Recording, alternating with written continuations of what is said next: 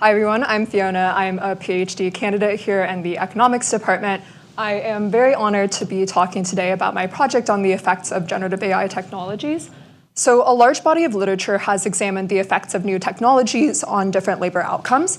In the canonical model of automation, new technologies automate tasks that are more routinized and codifiable, and they complement ones that are less routine, such as ones that require more domain expertise or interpersonal skills.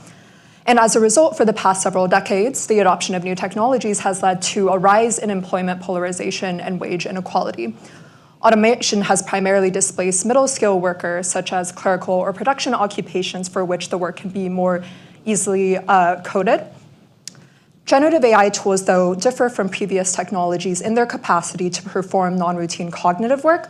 Because AI is trained on data, it has the capacity to deduce tacit relationships that would be difficult to explicitly encode, and as a result, many researchers view this new wave of technology as fundamentally different and potentially having different labor market implications. So while some have argued that AI will lead to a massive elimination of work, others have argued that it will have the capacity to help rebuild a lot of middle-class jobs by making expertise more readily available.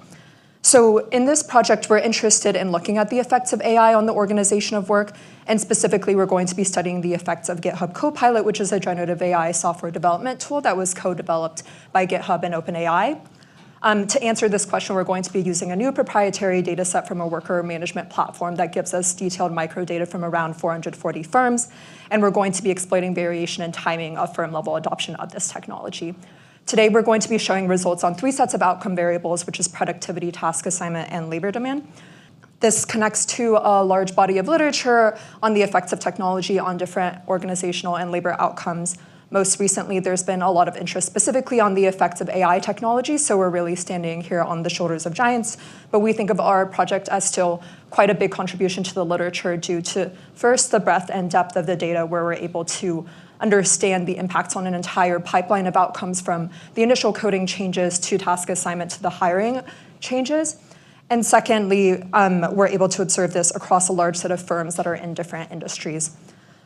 Another sort of big contribution, though, has to do with the context. We think of software engineering as being a good context to study this question due to the rapid development of coding-specific AI tools that have become highly effective over the past several years. And the rapid diffusion of these tools has led to significant interest in their implications, not only for workers' productivity, but also for the organization of work. So that's what we're going to be trying to speak to a bit today. So now I'll give a quick overview of the structure of the talk. I'm going to begin by describing the data and the context. So here I'll also characterize our treatment definition and measurement, which is going to be relying on the firm-level take-up of Copilot. Next, I'll describe our empirical results, so on these 3 sets of outcome variables. And here, we think of the most novel part of the project to be the effects on the changing task assignment. So I'm also going to describe a model that rationalizes the task reallocation. And then finally, I'll conclude and try to draw some broader insights into the impact of generative AI. So to start, our data comes from a company called Jellyfish, which tracks the activity of software engineering teams. It covers roughly 80,000 workers across 400 firms, roughly 70% of which are tech firms, and the others are a mix of different industries, such as real estate, but which still employ software engineering workers. It works by integrating data across 4 sources, which we think of as sort of industry standard tools. So the first one is GitHub. This is a code management platform on which you save and share code with your team, much like through a Dropbox folder. And today, our main unit of work here is going to be a GitHub commit, which is a save change to a team's code base. And we have access to roughly 80 million commits. The second data source is Jira, which is a project management platform. So this is the platform on which tasks are assigned to workers and their progress is tracked. Here, our main unit of work is a task, which can cover a range of different forms of software engineering work, such as bug fixes or project planning. And we have data on roughly 16 million tasks, which includes not only who they're assigned to and when they're assigned, but also the text descriptions of the task, which we're going to be using to characterize the changing nature of work. Third is Google Calendar. We're not going to be showing any results from that today, but this is going to allow us to understand people's allocation of time as well as collaboration patterns. And then finally, we also have access to a cross-section of HR inputted information on workers, job titles, salaries, and supervisors. Importantly, Jellyfish integrates with a Copilot API, so we can measure information on Copilot usage, including who has a license and when people are querying Copilot. And finally, we've also merged our data to 2 external labor market data sources. So first is LinkedIn information on workers' employment and education histories, and second is job vacancies data, so we can examine impacts on hiring behavior. So here we've put 2 screenshots of the Copilot interface so you can get a sense of how the tool can be used in different stages of the coding process. On the left-hand side, you can see how it can be used to generate suggestion code. So for instance, you could provide it with a prompt like, please collapse my data set to the worker by month level and calculate these summary statistics for me, and it would generate a block of suggestion code for you. On the right-hand side, you can also use it to see how it can be used to iterate on code. So for instance, you could provide it with a bug error message that you're receiving, and it would generate suggestions for how to fix it, or you could ask it questions like, please speed up this block of code. Our treatment definition is going to be firm-level adoption. So this is going to be the date at which a firm receives a business license of Copilot, which we've plotted here. So we can see that take-up is staggered pretty evenly from the date at which the Copilot business license was first released over the past 1.5 years. And at this point, about half of our firms have this business license. But you might also be wondering what that means internal to the firm in terms of what individual level take-up looks like. So we're characterizing that here. On the left-hand side, you can see take-up at the individual level, so you can see that it increases over the first about 1.5 years until it plateaus at around 40 or 50%. On the right-hand side, you can also get a sense of the variance across firms in terms of the share of take-up. So you can see that there are some firms for which only 10 or 20% of workers are using Copilot, but then other firms where almost every one of the software engineers is using Copilot. So in this talk, we're just going to be using treatment as a binary indicator for whether or not the firm has this business license, but you can also imagine us exploiting some of this variation in low versus high adopting firms. So now I'm going to go into our main set of empirical results. We're going to be studying the effects of Copilot on 3 sets of outcome variables. The first one is going to be productivity. So I'm going to flag that this is a relatively difficult question to answer just given the nature of trying to define a unit of output in this setting. So today we're just going to be showing results on one outcome variable, which is number of GitHub commits, a sort of first stage impact on people's coding activity. But you can also imagine us validating this across different sorts of measures of productivity, which I'll talk about a little bit as well. Then we're going to go into the effects on task assignments. So we're going to be looking at this both in terms of the aggregate effects as well as sort of compositional changes in task allocation. And then finally, we're going to be examining how this translates into employment outcomes. All of our analysis is going to rely on a difference in differences approach, exploiting variation and timing of Copilot adoption across firms. So for the individual level outcomes like productivity and task allocation, we're going to be running an individual level regression with the treatment defined at the firm level, but then also the firm and month fixed effects. And then for the firm level effects like labor demand, we're going to be running this regression at the firm level. So we're beginning here by showing the effects on productivity using our measure of number of GitHub commits. So here we observe a positive effect of roughly 5 commits per worker per month, and this corresponds to a productivity impact of about 10 to 15%. We're able also to validate this effect across a few measures of productivity. So importantly, one example would be you might wonder about the size of a commit in terms of the lines of code that are added, or whether people are just generating bad code, but then that's getting deleted. It seems like this is consistent with a story where people are generating more code, but then the quality of this code is also being good in the sense that it's not being deleted later, and also changes are being approved by their supervisors. Much of the discussion, though, in terms of which workers will benefit from versus be hurt by AI has centered around for whom the productivity impacts are largest, so that's where we're going to be turning to next. Here we're going to be looking at the effects on productivity by worker seniority level. And we're classifying worker seniority in terms of their job title. So a senior worker is going to be somebody who's in a senior or managerial position. So this could be something like a senior data scientist or a team lead. And this is roughly going to correspond with people who've worked for at least 6 years. So here we've started by plotting the effects for senior workers, for which you see a pretty similar pattern to the overall aggregate effect. Interestingly, if you plot the effect for junior workers, you see that the magnitude of the effect is slightly larger. And this estimate here is a little bit noisy, but we see a sort of similar pattern with our other productivity measures as well. And so this would be consistent with a story where, for instance, these generative AI tools are sort of lifting the floor of workers' skill levels. So whereas previously you may have needed several years of experience to learn a lot of different coding languages and packages and algorithms, now these generative AI tools are making this sort of informational expertise more readily available to people. A natural next question, though, concerns how these initial effects on productivity may translate to differences in the tasks that people are working on. So here we're going to be studying the effects of task assignment, both in terms of the aggregate as well as the compositional changes. So for instance, the creators of these AI tools have claimed that their purpose is to free up engineers' time on more mundane, routine coding tasks and allow them to focus instead on more creative and complex tasks. We're interested in seeing whether this ends up being the case. But in order to study these effects, we're going to need to develop a measure of task content based off of the Jira text descriptions. So today we're just going to be showing results for one measure, which we're calling task seniority, which is the probability that a task is assigned to a senior rather than a junior worker. We're going to call a task senior if it's more likely to be assigned to a senior than junior worker, and junior if vice versa. And we're developing this measure using a supervised learning approach where we're classifying tasks based off of their text descriptions using the outcome label of whether they're assigned to a senior worker versus a junior worker. So we're training our model on 25% of tasks from the pre-copilot period to keep the definition of this task seniority fixed, and then we're labeling the entire data set. We're also able to validate this measure, showing that our text descriptions have some signal and also that our algorithm is picking up on this signal.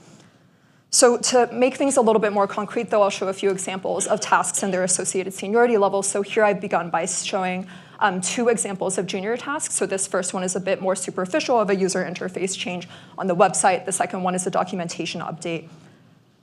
And here's 2 examples of more senior tasks. So this first one is to migrate this project to a different JavaScript package, and you also have to coordinate with these 2 teams to implement this. The second one is to do some planning of data processing needs. So these 2 you could think of as being more complex due to an increase in the technical sophistication needed, as well as the sort of collaboration or planning that you would need in order to execute them. So then you might ask yourself, does Copilot adoption lead workers, particularly the more junior ones, to substitute towards these more senior tasks that you see below? So we're going to begin by showing the results on task seniority in the aggregate, where the outcome variable is the % of tasks assigned to each worker each month that are these senior tasks. At the aggregate level, we don't observe much of a shift in task content, and perhaps this makes sense at least in the short run, where even if a given worker is becoming more productive, the firm has some fixed level of coding tasks versus strategic planning that it needs to complete, and so it can't just massively increase in one direction or the other. But interestingly, we can also break down this aggregate effect to see whether AI adoption leads to a reallocation across workers. So here we've begun by plotting the senior share among junior workers. And interestingly, we see an increase in the senior share of about 2 percentage points. This is relative to a baseline of about 36%. Somewhat surprisingly, we see an equivalent decrease if you plot this for senior workers. So another way of seeing this is that you get a sort of compression in the types of work that junior and senior workers are doing. Or within a worker, you get a diversification in terms of the types of tasks that people are working on. So this could be consistent with a few different stories. Like one example of this is that if you believe the earlier result where Copilot adoption helps to lift up the floor of workers' skills and there's this heterogeneous productivity effect, then this could be consistent with a story in which workers are becoming more substitutable with one another. A second way of thinking about this, which doesn't rely on the heterogeneous productivity effect, is that Copilot could change the relative difficulty of tasks, where previously there were some tasks that were very difficult because they required some level of technical sophistication and knowledge, and now Copilot has made these relatively easier and allows workers to these to get reassigned across workers. So to formalize this logic now, we're going to go through a model to help to make this more clear. So in our model, a firm maximizes profits by allocating labor to different tasks on a continuum T. Tasks are going to vary according to 2 features, difficulty and automatability. So to map this to our empirical results, you can think of the seniority measure as a proxy for difficulty. Automatability isn't something that we've shown so far, but you can imagine us measuring this by seeing, for instance, whether a worker is querying Copilot in the process of completing a task so they would benefit from using Copilot on it. So pre-Copilot adoption, tasks are only going to differ according to their difficulty, and you can think of this as exogenous and fixed across firms. But then post-Copilot adoption, difficulty is also going to depend on automatability. So tasks that are more automatable are going to become less difficult.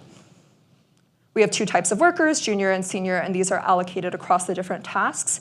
And the productivity of the worker depends both on the worker's type as well as the task difficulty, the difficulty of the task that they're working on. And specifically, it has the following structure. All workers are more productive on the easier tasks, so a given unit of labor is able to produce more units of the easier tasks than the harder tasks. Additionally, the more senior workers have a comparative advantage in the more difficult tasks. In this structure of the productivity means that the firm is going to allocate tasks that are more difficult to the more senior workers. And more formally, if you were to solve the optimization problem, you would get a sort of difficulty threshold above which all tasks are assigned to senior workers and below which vice versa is true. Importantly, because Copilot changes the relative difficulty of tasks, the tasks which are above versus below this threshold would change after Copilot adoption. So to make this a bit more intuitive, I'm going to walk through this visually now. So first, I'm starting by displaying a figure with the allocation of tasks pre-Copilot adoption. So on the x-axis is tasks pre-Copilot difficulty, and on the y-axis is their automatability. So the important thing to note here is that because this is prior to the AI adoption, the tasks are only going to matter on these x-axis, and that's where the threshold is going to be defined. So above this threshold, all tasks are assigned to senior workers, below the threshold, all tasks are assigned to junior workers. Next, we'll consider a short and partial equilibrium. So here, labor and the set of tasks are still held fixed, but now tasks are also going to matter according to their automatability. So for the firms that are adopting Copilot, there are some tasks that previously would be very high in pre-Copilot difficulty, but then are also higher in automatability, and these are made relatively less difficult and reassigned to the junior workers. So that's going to be the tasks that are in this upper right quadrant that are shaded in blue. So one example of this might be the JavaScript migration task that we were looking at earlier, where previously this would have required a lot of expertise in the language and the different packages, et cetera. But now Copilot has made this a lot easier so it can get reassigned. Mechanically, because in the short run, we're thinking of the set of tasks as well as the set of workers as held fixed, there's going to be some recomposition in the other direction as well. So in the bottom left quadrant, you're going to see that there are some tasks that are low in pre-Copilot difficulty, but then these also aren't really helped by Copilot. So this might be something like reviewing somebody else's code, which could be reassigned more than to the senior workers, and that's why you get this sort of reallocation. You might also imagine, though, that in a medium-run partial equilibrium, so here we're thinking about wages as still being held fixed, but the labor is going to be flexible, then you might observe something kind of different. So because the junior workers are now capable of performing a larger set of tasks, but they're being paid a lower wage, then firms may try to substitute towards this cheaper form of labor. So whereas previously a firm may wanted to hire the software engineer who is a Stanford grad with 10 years of experience, now someone who is just out of college and has less experience but willing to be paid a lower wage may be the person that they would turn to next. So one way you could connect this to sort of the existing task-based framework and existing literature on automation is that for previous waves of automation, tasks mostly just varied along one dimension rather than two. So tasks that were easier and more routine were also more automatable. And because these were assigned to middle-skill workers, the result of automation would be their displacement. So turning to the effects on overall labor demand, you can think of this as being approximated to the first order by this equation with two opposing effects: a positive scale effect, in which an increase in the output at the firm would lead to an increase in the number of workers required to complete tasks, as well as a displacement effect where because each worker on average is more productive, then the firm needs fewer workers. And so we're going to end by trying to show some preliminary evidence on the short run, at least, effects on which ones of these two effects are dominating for now. So here we're looking at the effects on the number of job vacancies that are being posted by firms. This is using the merge with the Revelio data, and we can see that Copilot adoption leads to an increase in firms' hiring activity of about 2 additional vacancies per month relative to a baseline average of about 9, which indicates that at least in the short run, the scale effect seems to be dominating. And then looking at whether this translates into changes in employment, we see a sort of similar pattern in which about 8 months in, the employment effects are also positive. So I'll conclude here by summarizing our results and trying to tie them to a sort of bigger picture today. We've shown some evidence on the short to medium run impacts of Copilot adoption on 3 sets of outcome variables. The first being this productivity effect, which is larger for junior than senior engineers. The second being this sort of task compression, and the final being an increase in labor demand. We aren't able to say yet much about the long-run sort of general equilibrium effects in terms of, for instance, whether more workers will be displaced in the future, but one thing that seems true, at least from this project as well as from the other papers that are in this space so far, is that generative AI is changing really the nature of expertise by, for instance, making this informational part of expertise more readily available. And so this will mean that there will be a shift in the terms of skills demanded that firms may have towards dimensions that can only be completed by humans, such as this sort of final judgment decision. But I want to highlight that there is then the capacity for AI to follow a much more optimistic trajectory than what we've observed from previous waves of automation. But of course, much of this evolution is still going to depend on the direction of the technological and policy developments of the next few years. Thank you so much.